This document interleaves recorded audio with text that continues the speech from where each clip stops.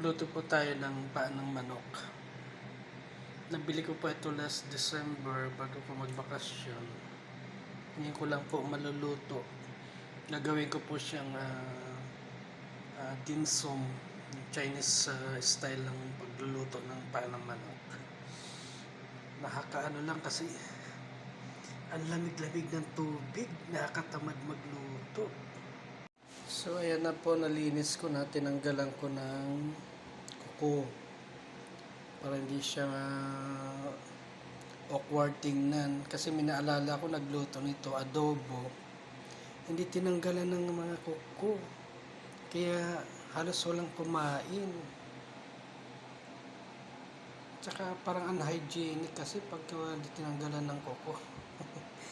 So ito, tinanggalan ko po siya ng kuko para malinis. So ayun po, ihanda po natin yung mga sangkap. Slice tayo ng bawang sibuyas,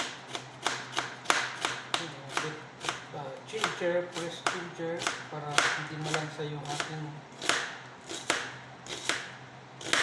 luto ng paan ng manok.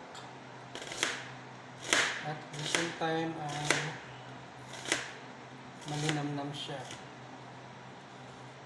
kaya lalagyan natin ng fresh ginger.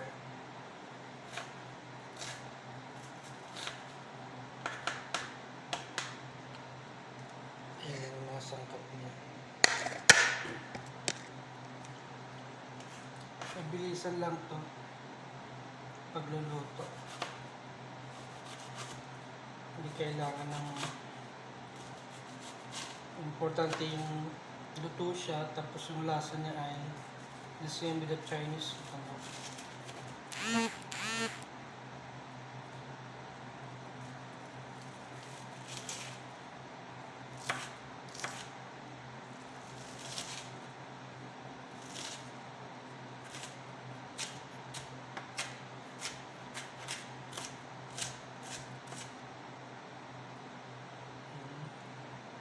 Dami kong na-slice.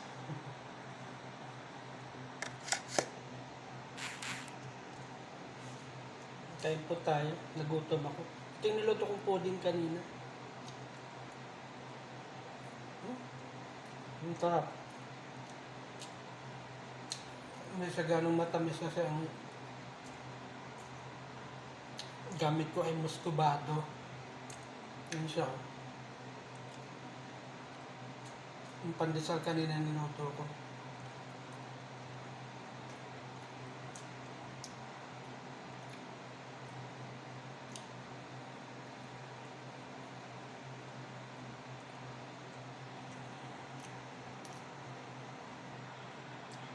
So ayan po, ready na po lahat yung ating sangkap.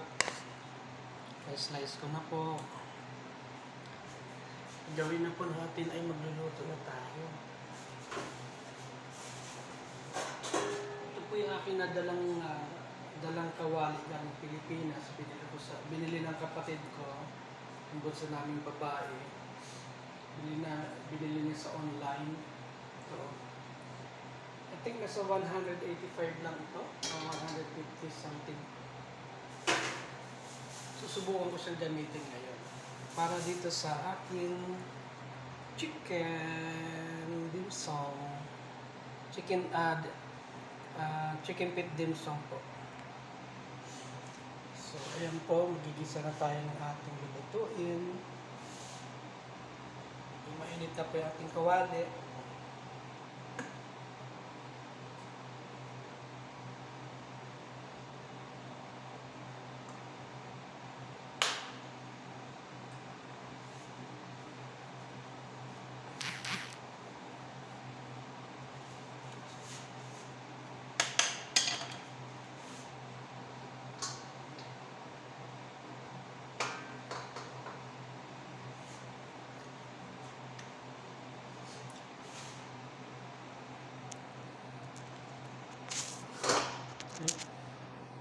Yan po guys.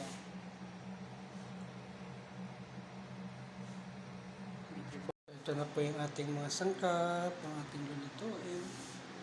Medyo mainit na po yung ating kawali. Sasalang na po natin siya.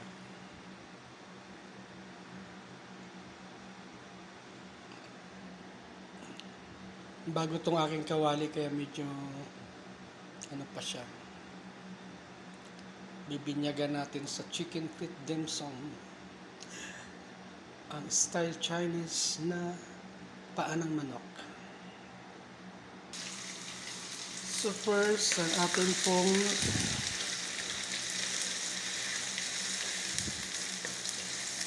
luya para hindi po malansa ang ating manok. At the same time, malinamnam po siya.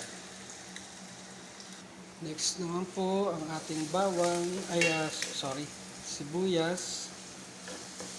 So, natin igigisa.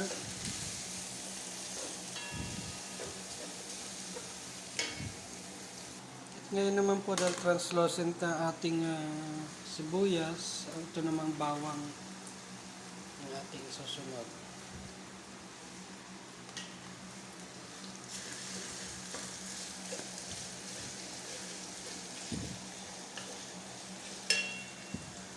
At sa puntong ito, malapit lang maluto na rin yung ating bawang. Susunod na po natin yung ating chicken feet. Ayan. Para po maluto siya. At halo-haloin natin to, lalagyan natin ng mga seasonings. Ay, nalaglag, tumalon. Buhay pa.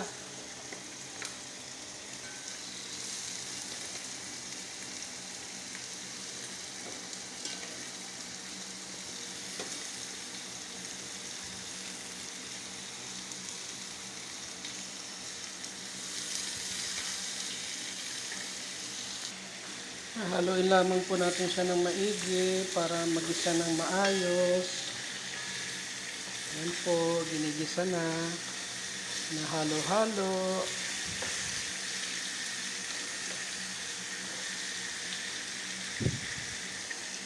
Yung ating chicken feet.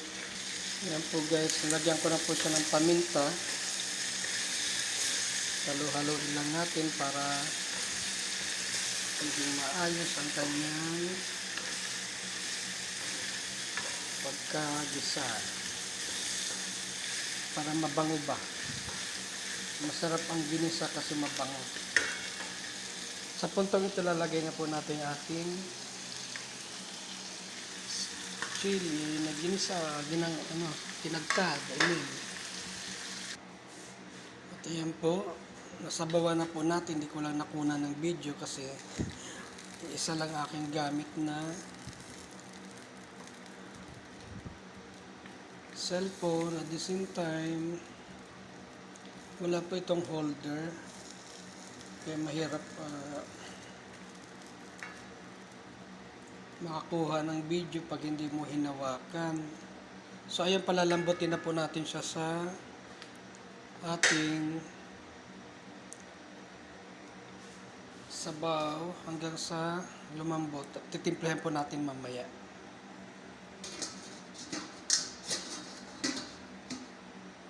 So ayan na po, mga almost 30 minutes pong pagluluto nito. So yun po mga guys, sa puntong ito po ay malapit nang maluto yung ating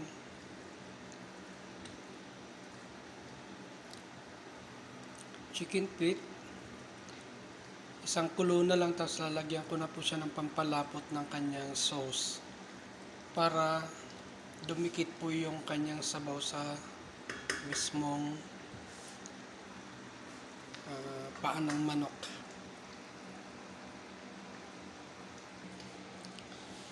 Okay guys, sa puntong ito po ay luto na po yung ating chicken feet at nilagyan ko na rin po siya ng cornstarch para lumapot po yung kanyang sauce. Guys, promise, sauce pa lang nito ay ang sauce pa lang nito ay napakalinamnam na. Kahit hindi ka na mag-ulam ng chicken feet, yung sauce na lang Siguradong mapapawaw ka sa sarap. Yan oh. Promise guys. Masarap yan. So ayan na po, malapot na po yung sauce ng ating chicken feet dim sum. Yan po oh. Ang lasa po nito ay maanghang at manamis-namis ng bahagya. At hindi po ano po sa tamis dahil ang gamit ko po rito ay muscovado. Ayan po. Guys, promise, ang sarap niyan. Papawaw ka pag iyong natikman at ang sasabihin mo ay amazing.